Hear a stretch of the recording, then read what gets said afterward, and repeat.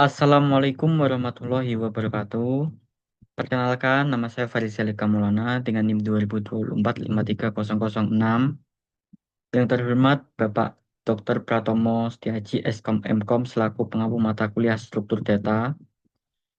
Di sini saya akan melakukan presentasi untuk memenuhi tugas akhir saya, yaitu di sini saya akan mempresentasikan tentang searching.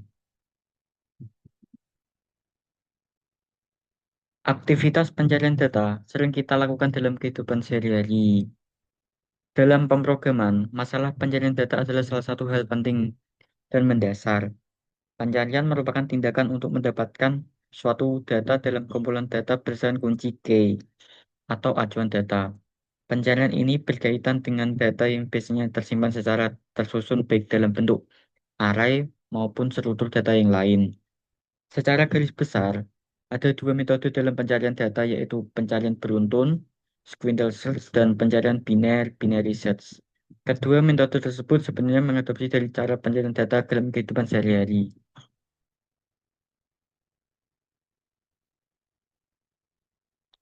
Yang pertama yaitu sequential search atau bisa disebut dengan linear search. Sequential search merupakan algoritma pencarian yang paling mudah.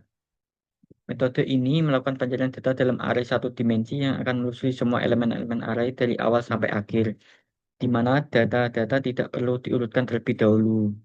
Metode ini dapat diterapkan untuk melakukan pencarian data baik pada array yang sudah terurut maupun yang belum terurut. Proses yang terjadi pada metode pencarian ini seperti tahapan berikut. Yang pertama, kita harus menentukan data yang akan dicari. Yang kedua, mata pada data yang tidak urut. Pencarian akan membandingkan data yang dicari dengan data dalam array satu per satu, mulai dari indeks pertama, data 0, sampai indeks terakhir, data ke n. Tetapi, jika data sudah urut, perbandingan antara data yang dicari dengan data dalam array cocok atau lebih besar dari data yang dicari, maka proses pengurutannya dihentikan.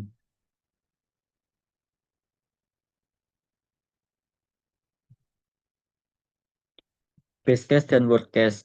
Kemungkinan terbaik adalah jika data yang dicari terletak di indeks array terdepan, elemen array pertama, sehingga waktu yang dibutuhkan untuk pencarian data sangat sebentar. Kemungkinan terburuk, worst case, adalah jika data yang dicari terletak di indeks array terakhir, maka waktu yang dibutuhkan sedikit lebih lama. Berikut adalah ilustrasi sequential search. Di sini terdapat indeks terdapat value 8, 10, 6, minus 2, 11, 7, 1, sampai 100. Yang pertama itu masuknya ke indeks 0, lanjut ke 1 sampai seterusnya. Kemudian program akan meminta data yang akan dicari. Contohnya di sini kita akan mencari angka 6. Berarti jika program akan mencari 6 sama dengan 8, berarti jawabannya tidak. Jika 6 sama dengan 10 sama dengan tidak. Jika 6 sama dengan 6, iya. Outputnya akan ada pada indeks kedua. 6 terdapat di indeks kedua. Jika sampai data terakhir tidak ditemukan, data yang sama, maka output data yang dicari tidak ada. Yang kedua ada binary search, merupakan teknik pencarian data dalam array dengan cara membagi array menjadi dua bagian. Setiap kali terjadi proses pengurutan, data yang harus diurutkan terlebih dahulu berdasarkan suatu urutan tertentu yang dijadikan kunci pencarian. Teknik pencarian data dalam dengan cara membagi data menjadi dua bagian setiap kali terjadi proses pencarian. Metode binary search hanya digunakan untuk pencarian data yang sudah terurut ya.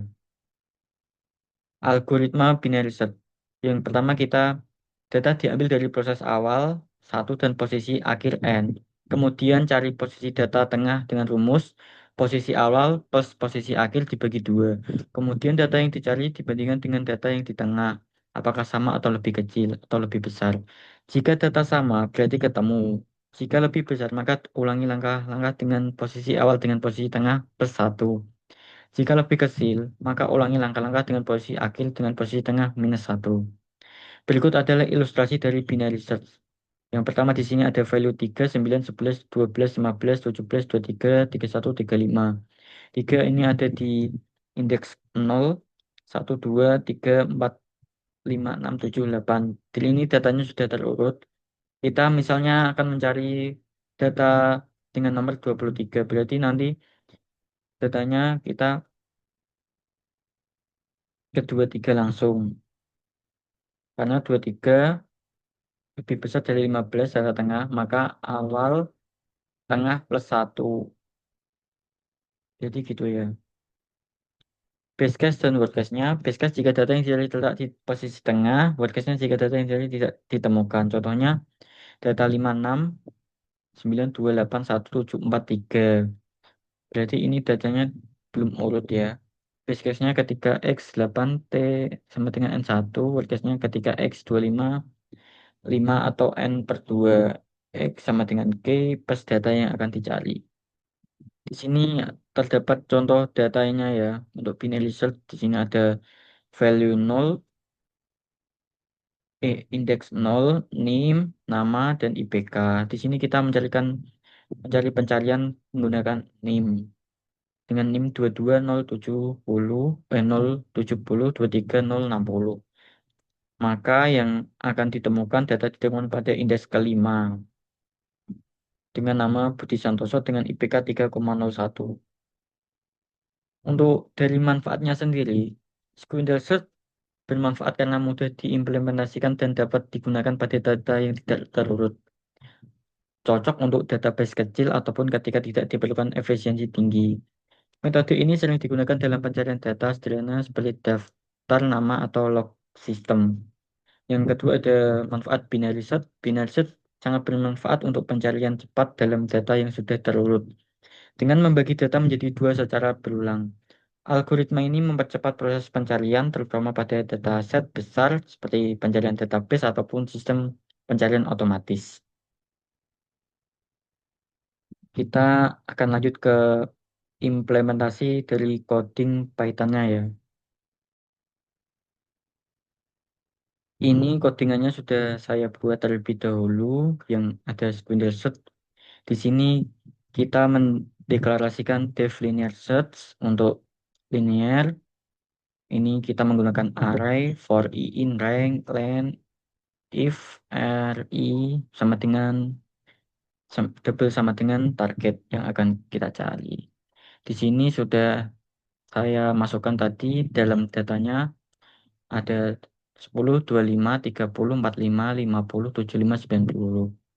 Sini kita akan mencari variabel carinya, kita akan masukkan ke yang akan dicari.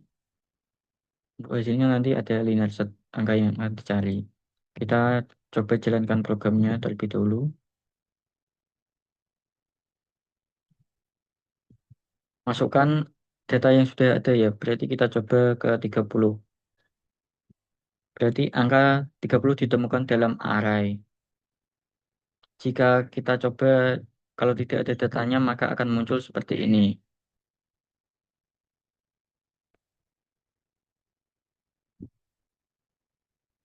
Contohnya kita masukkan angka 5. Maka angka 5 tidak ditemukan dalam data array.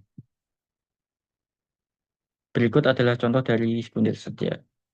Untuk yang binary search-nya ini, kita mendeklarasikan def binary search yang ini masukkan variabel r dan targetnya. Low sama dengan 0, high-nya len r minus 1. Kita menggunakan array while. Baik, mid ini rumus untuk pencarian binary search. Mid sama dengan low plus high. If r kurung mid sama dengan target. Di sini sudah ada angka yang kita masukkan dengan berurut ya. Datanya ada angka 5, 12, 19, 25, 33, 45, 8. Di sini mendeklarasikan deklarasi cari untuk rumusnya seperti di komputer ini, di layar. Kita coba jalankan kode programnya. Masukkan angka yang ingin dicari, kita masukkan contoh kita 33. Angka 33 ditemukan pada indeks keempat. Berarti kan 0, 1, 2, 3, 4. Benar. Bagaimana jika data tidak ada, maka kita akan jalankan sekali lagi.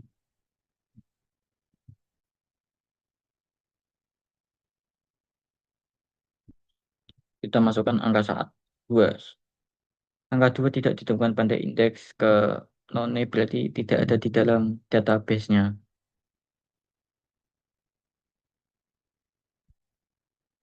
Itu dari kodenya, implementasi kodenya,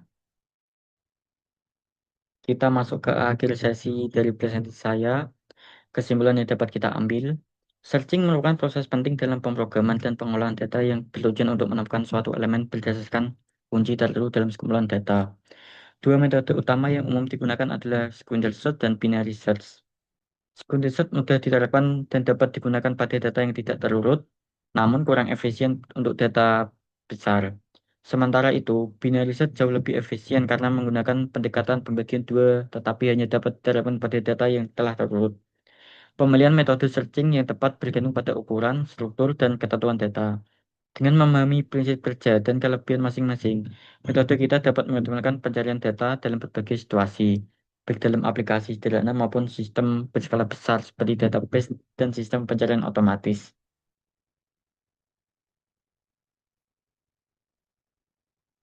Sekian presentasi dari saya. Bila mana ada kesalahan kata maupun terdapat kekeliruan dalam saya mempresentasikan tadi, saya minta maaf. Wabillahi taufik wal hidayah. Wassalamualaikum warahmatullahi wabarakatuh.